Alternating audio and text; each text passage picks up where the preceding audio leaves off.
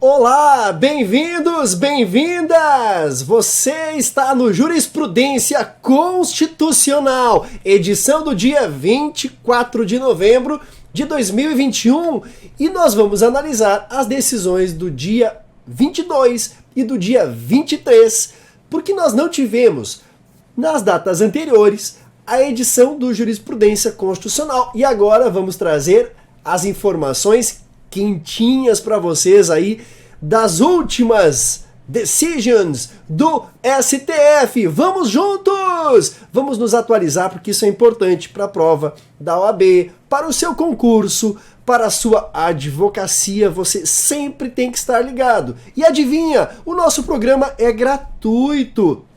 Transmissão agora simultânea no YouTube e no Instagram. Você do YouTube, curte o vídeo, ativa a notificação, se inscreva no nosso canal, mas não deixa de apertar o sininho lá para não perder absolutamente nada dos nossos vídeos. E a galera do Insta, muitíssimo bem-vindos. O pessoal que quer espalhar boa nova, compartilha esse vídeo aí, porque o nosso trabalho efetivamente é de graça. A gente está trabalhando em prol da sua melhoria profissional. Vamos lá! Primeira decisão do STF do dia 22. Medida cautelar no mandado de segurança impetrado por quem? Jair Messias Bolsonaro, presidente da República. Mandado de segurança 38289. Entenda o caso. A CPI da pandemia, após finalizar o seu trabalho investigativo, determinou quebra de sigilo telemático dos dados das redes sociais do presidente da República, em virtude de uma manifestação que teria feito alusão à eficácia das vacinas ou às vacinas com AIDS, né, com o HIV. Então, isso foi um absurdo no entender da CPI, e aí houve essa determinação de quebra de sigilo. Sabe o que Alexandre de Moraes, o ministro Alexandre de Moraes determinou?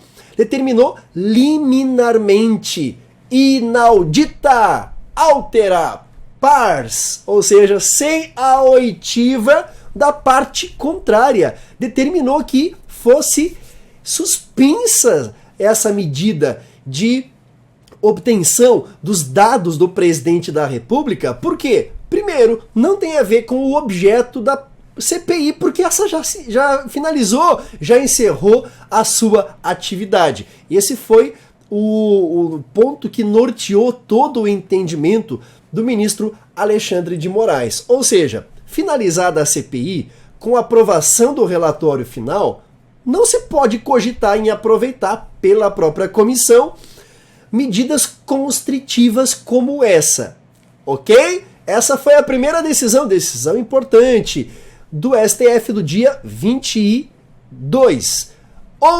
Segunda decisão, recurso extraordinário 677-725. E aqui eu preciso da sua atenção, vamos juntos. Olha só, porque tem o tema 554 de repercussão geral com fixação de tese. Isso é para direito tributário. Alô, tributaristas! Vamos lá, qual foi a tese fixada nesse recurso extraordinário? Vamos juntos! Fator acidentário de prevenção, FAP, previsto no artigo 10 da Lei 10.666 de 2003, nos moldes do regulamento promovido pelo Decreto 3.048 de 99, RPS, atende ao princípio da legalidade tributária. Gente, princípio da legalidade tributária, do artigo 150, inciso 1 da Constituição Federal de 1988.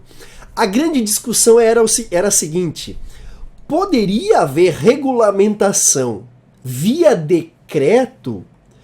O entendimento era dúbio. Então o STF bateu o martelo, dizendo o seguinte: A delegação legislativa para que o executivo fixe os critérios para a redução ou majoração de alíquotas, sim, o decreto tratou sobre alíquotas. Então, o entendimento era o seguinte, poxa, alíquota, isso tem que ser por lei, princípio da legalidade tributária. Não foi o que entendeu o STF. Olha que decisão importante para você, para sua advocacia, para o seu concurso. Por quê? Nesse caso, entendeu Luiz Fux, que foi o relator, dizendo o seguinte, que critérios extrajurídicos, técnicos de natureza objetiva, que não são elementos essenciais à cobrança do tributo, como fato gerador, base de cálculo, enfim, se não for isso, está liberado para o decreto regulamentar. E foi o caso,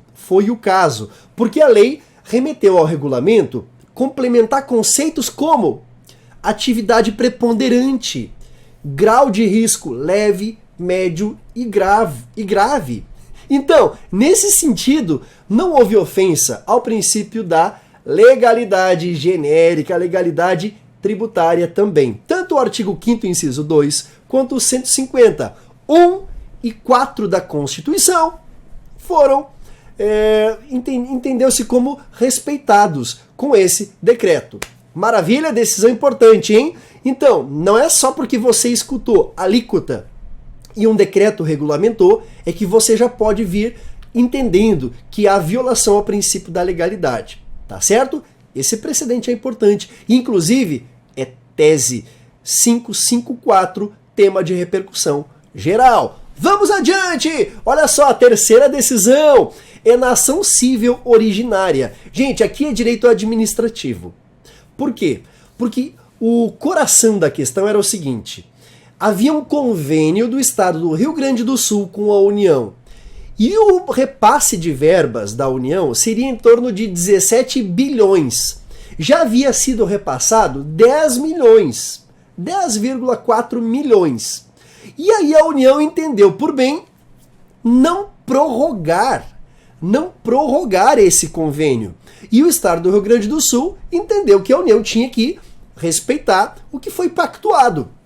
Gilmar Ferreira Mendes decidiu da seguinte forma: ou seja, os atos discricionários, como celebração de convênio, não podem ser, digamos assim, atacados ou analisados por decisão ou apreciação judicial. Olha que interessante. Então, celebrações de convênio foi classificado como ato discricionário e, como tal, não está, digamos assim, em regra, sujeito à apreciação judicial, porque é o mérito administrativo. Olha que decisão importante para o teu concurso, para a sua prova da OAB, e a gente não deixa passar nada aqui no Jurisprudência Constitucional. A gente prepara você em muitas matérias, porque, poxa, praticamente tudo está na nossa Constituição ou não pode contrariá-la. Vamos adiante! Outra decisão importante do dia 22. E essa, inclusive, tem repercussão geral. Mas cuidado, não foi fixada a tese. O que o STF fez foi declarar que há repercussão geral. Qual tese é essa? Ou melhor, qual tema é esse? 1182. Vamos ver. Constitucionalidade da extensão da licença maternidade prevista no artigo 7º, inciso 18 da Constituição, e regulamentada pelo artigo 206 da Lei 8.112, ao pai solteiro, servidor público, em face dos princípios da isonomia, artigo 5º1, legalidade 37, caput, proteção integral da criança com absoluta prioridade, artigo 227 da Constituição, bem como o artigo 195, parágrafo 5º da Constituição, que dispõe que nenhum benefício ou serviço de seguridade social poderá ser criado, majorado ou estendido sem a correspondente fonte de custeio total. Entenda o caso. O caso foi o seguinte: como ele é no regime de repercussão geral, é um recurso extraordinário, 1348854. Então, nesse recurso, a decisão que deu origem a esse recurso foi do TRF da Terceira Região.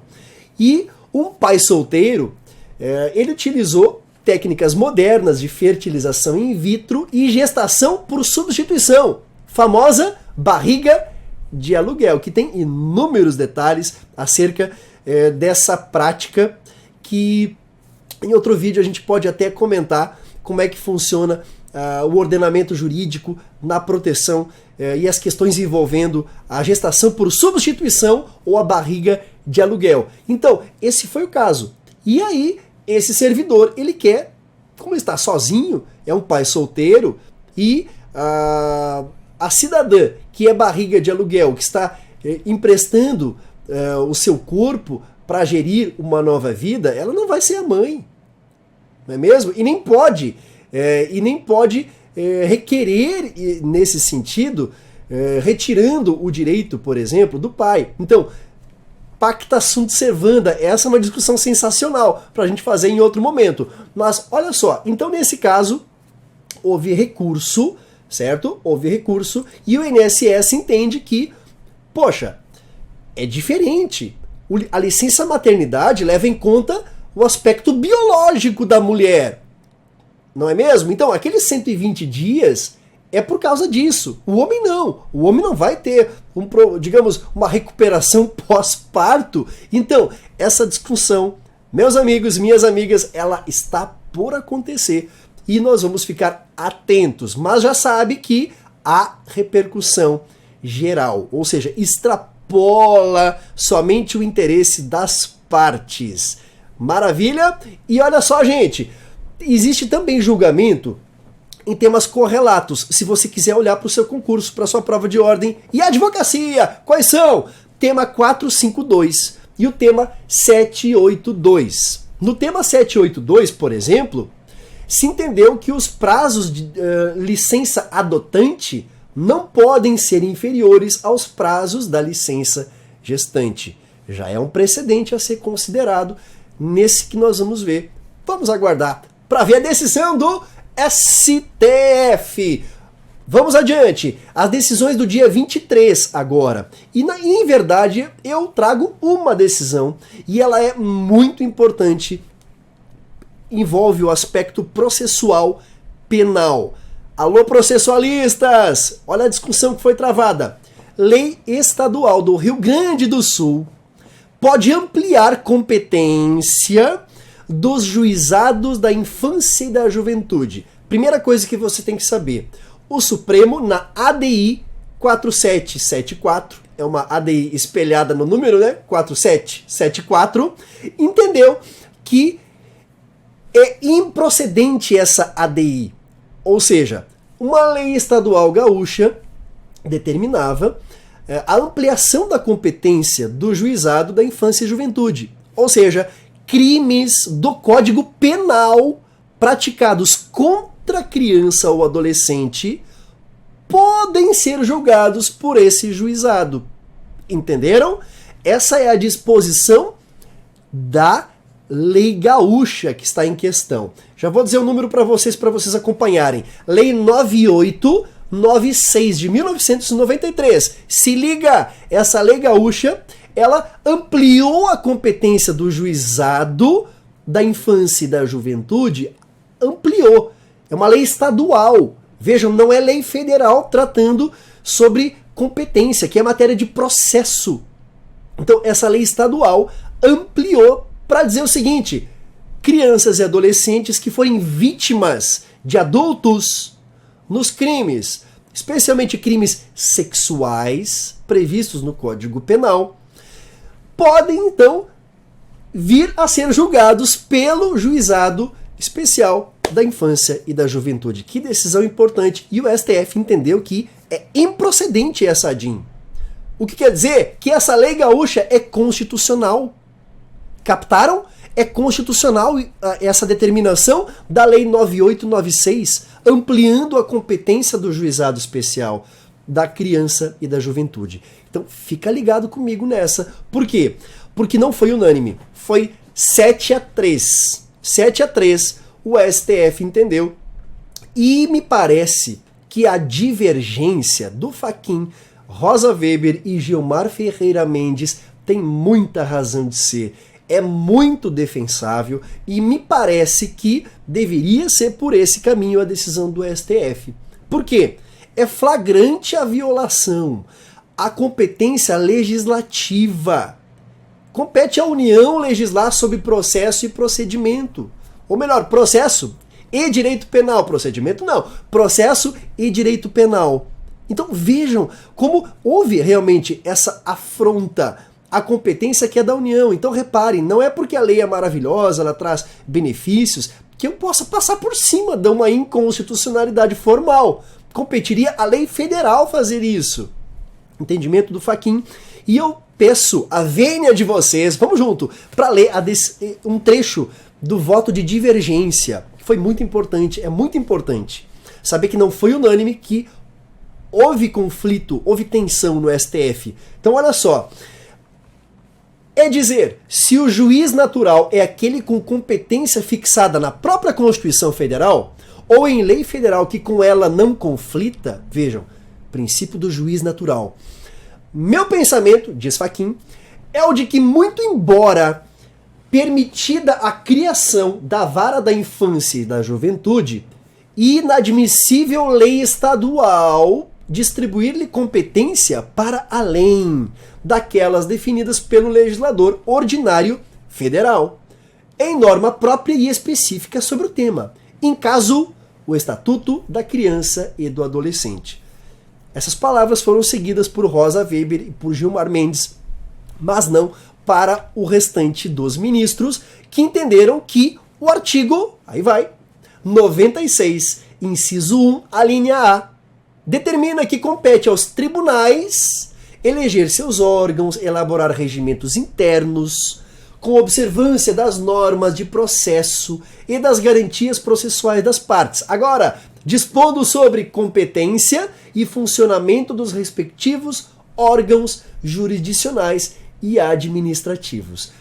Esse foi o entendimento que prevaleceu. Contudo, eu entendo que o voto de divergência está mais consentâneo com o artigo 22, inciso 1, que me parece não